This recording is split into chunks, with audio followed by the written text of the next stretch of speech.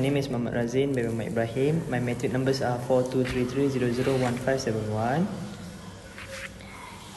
Today, I will be presenting on a very important aspect of workplace safety in Malaysia, the NADOOPOD Regulation 2004, which stands for Notification of Accident, Dangerous Occurrence, Occupational Poisoning and Occupational Disease Regulation. This regulation were introduced under the Occupational Safety and Health Act 1994 with the goal of making sure that all workplace incidents, whether it's a serious accident, equipment failure, chemical poisoning or work-related disease, are properly reported, investigated and addressed. Why does this matter? Because in any working environment, whether it's a factory, a construction site or even an office, safety must be the top priority. NADOOPOD helps ensure that when something goes wrong, there is a clear legal process in place to handle it quickly and prevent it from happening again.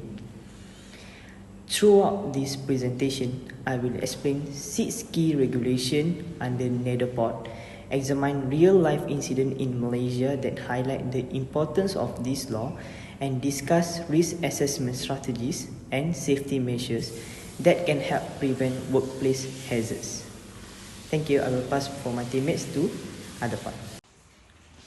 Hi, my name is Muhammad Ashraf Beraldi. Today I will discuss 6 sections or clauses which is important form to the topic given that the regulation given.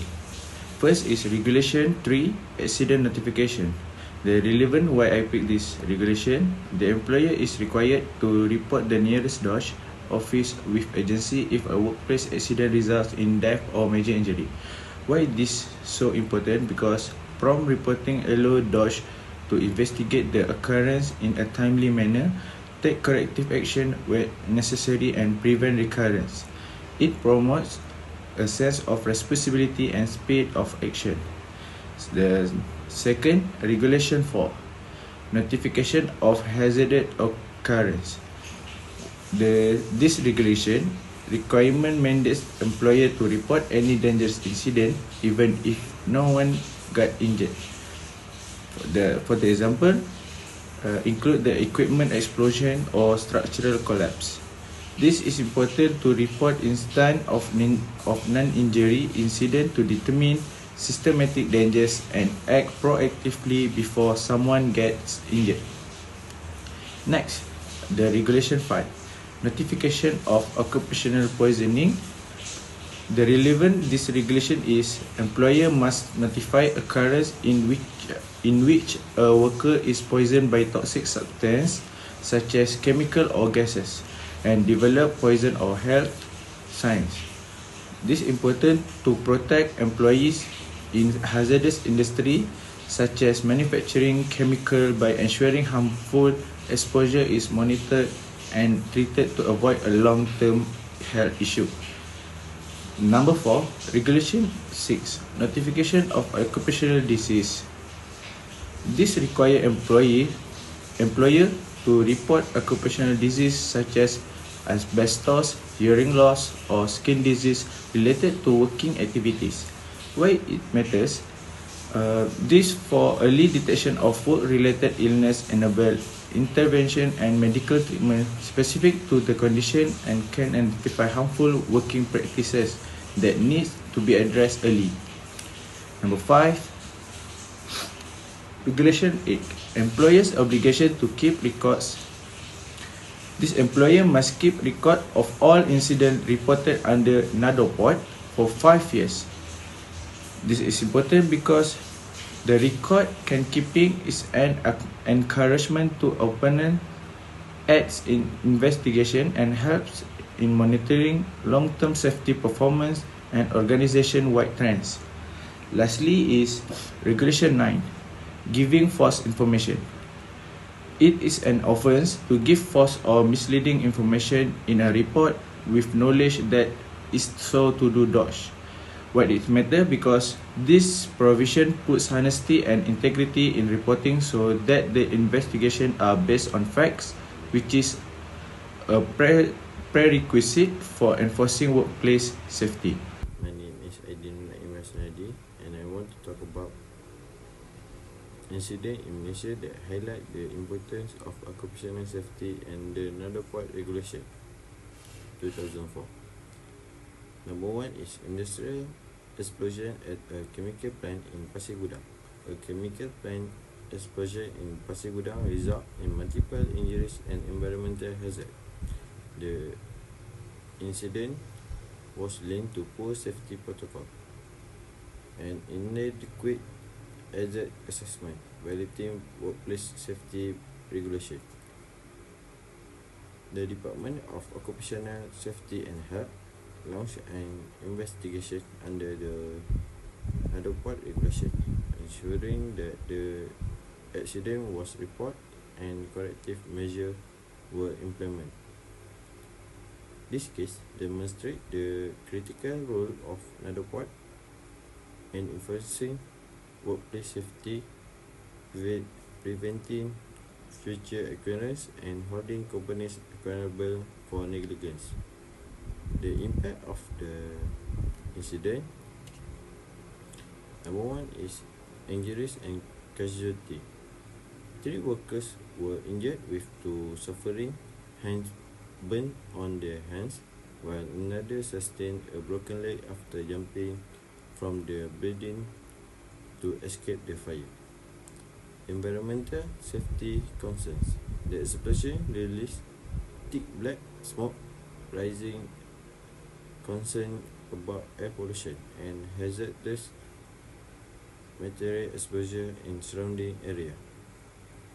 Number 2, construction site collapse in Kuala Lumpur. A high-rise construction site collapse in Kuala Lumpur led to several fatalities and injuries among workers. The accident was attributed to structural weakness, lack of proper inspection, and failure to comply with safety standards. Under the NADOOPOD regulations, the incident was reported to DOSH, prompting a review of construction safety protocols. This case highlights the importance of strict adherence to occupational safety laws, ensuring that employers take proactive measures to prevent workplace hazards. The impact of the incident: loss of life and injuries. 3 construction workers lost their life, and civilians passing through the area was severely injured. Number 2 is regulatory investigation. The Department of Occupational Safety and Health launched an inquiry under the NADOOPOD Regulation. Assalamualaikum. My name is Nurfakira Akila binti Padin. I will explain part C about risk assessment and control method based on the 2 articles about toxic workplace and the spread of infection disease among foreign workers. Okay, first, risk assessment. We identify 2 types of hazard. The first one is psychosocial hazard. It's from toxic workplace article. This include stress, bullying, poor leadership, and toxic workplace culture. This issue affect mental health and cause employer to quit. This risk level is high likelihood and medium to high severity. Second is biological hazard. It's from disease among foreign workers article. It focuses on the risk of infection disease among foreign workers. It without proper medical screening, the risk of spreading illness is high. The risk is medium likelihood but high severity because it affects many people. The next is a control method using OSHA 1994 guideline. For psychosocial hazard, we use administrative control like setting up anti-bully policy and mental health support as required in Section 16 of OSHA. Managers should get leadership training and workers must have a channel to report problems safely. If leaders are toxic, we should remove or replace them to protect employers' well-being. Second is biological hazard. Start with a medical screening for all new and foreign workers. Create a clear procedure for reporting and isolating sick workers. This follows Section 32 of OSHA. Use engineering control like improving ventilation and hygiene facilities.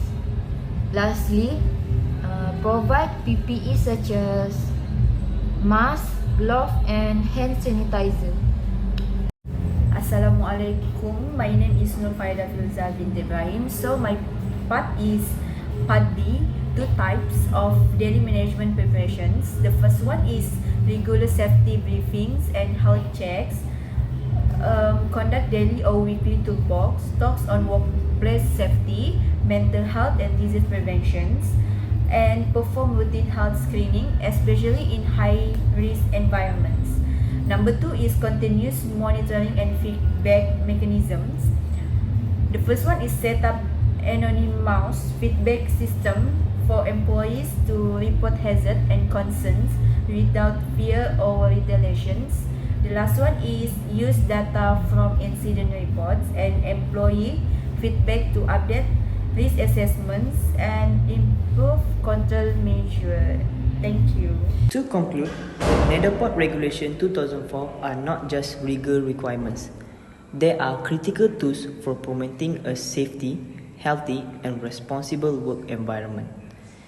This regulation make it mandatory for employers to report serious incident to the Department of Occupational Safety and Health, HOSH, which allows quick response and corrective action.